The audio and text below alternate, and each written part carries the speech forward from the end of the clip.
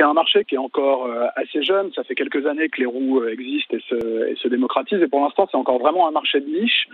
On trouve quelques modèles dans la grande distribution spécialisée. On peut en trouver à la Fnac, chez Darty ou Boulanger, mais c'est des ventes qui sont encore confidentielles. On a des enseignes spécialisées qui essayent de dynamiser le marché, vraiment, aussi bien sur Internet que via des boutiques physiques dans les grandes villes.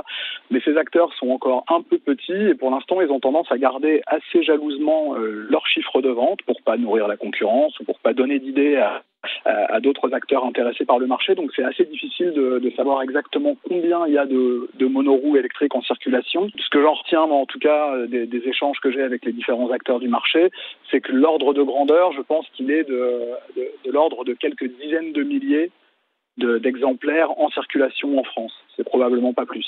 Aujourd'hui, le code de la route ne prévoit pas de dispositions spécifiques à ce qu'on appelle ces engins électriques personnels ou ces nouveaux véhicules électriques individuels. Donc on ne sait pas très bien s'ils doivent être assimilés à des vélos, à des piétons ou à des engins roulants de type moto, voiture ou autre. Donc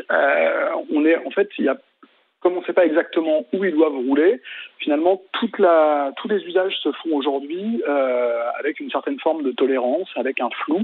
Si vous allez sur le site du service public, donc, qui donne un peu les conseils, on vous dit que vous êtes toléré quand vous êtes utilisateur de trottinettes électriques ou de roues, vous êtes toléré sur les pistes cyclables, vous êtes toléré sur les piétons à partir du moment où vous ne dépassez pas la vitesse d'un piéton, c'est-à-dire à peu près 6 km/h, et en principe, vous ne devriez pas aller sur la route, sauf s'il y a des voies qui sont réservées au cycle. On ne sait pas dans quelle mesure il faut être immatriculé, pas immatriculé, assuré, pas assuré. Rien n'est précisé. La seule chose dont on sait qu'elle est vraiment obligatoire, en fait, c'est qu'il faut une assurance en responsabilité civile. De la même façon qu'on a besoin d'une assurance en responsabilité civile quand on est à pied et qu'on se déplace, ou quand on est à vélo, parce que si jamais on percute quelqu'un, il faut avoir une responsabilité civile pour que les dommages soient pris en compte.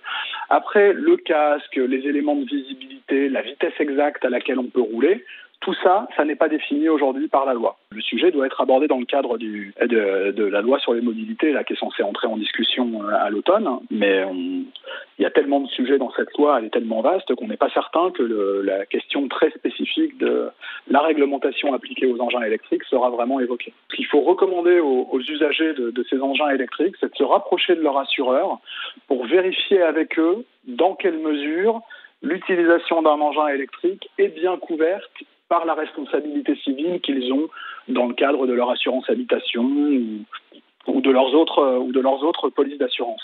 Mais les compagnies d'assurance, leur intérêt, évidemment, c'est d'en faire un produit spécifique, avec des garanties spécifiques, parce que ça fera une assurance supplémentaire qu'on pourra facturer à l'abonné.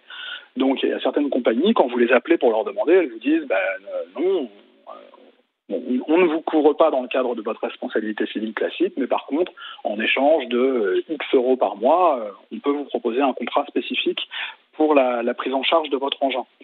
Le problème de ces contrats spécifiques, c'est que beaucoup des engins électriques avec lesquels roulent les wheelers aujourd'hui ne sont pas forcément homologués. Il y a certains engins qui sont importés de Chine et ils n'ont pas forcément les agréments, vous savez, la fameuse marque CE par exemple. Et on ne sait pas, le code des assurances ne précise pas par exemple quelles sont les limites en termes de vitesse maximale que doit atteindre l'engin, les limites en termes de puissance moteur, les limites en termes de taille, les éventuelles contraintes d'éclairage, de feu d'avertissement, équivalent feu stop pour montrer qu'on s'arrête et ce genre de choses.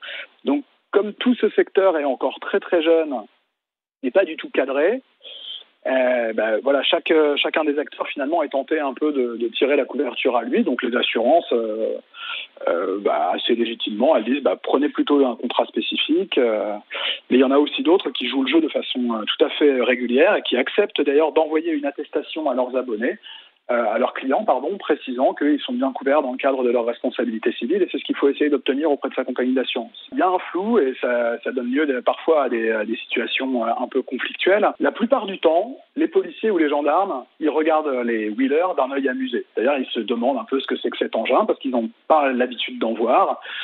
Donc, ils s'y intéressent, ils trouvent ça chouette, ils veulent savoir à quelle vitesse ça roule, quelle autonomie on a avec, quelles sont les sensations.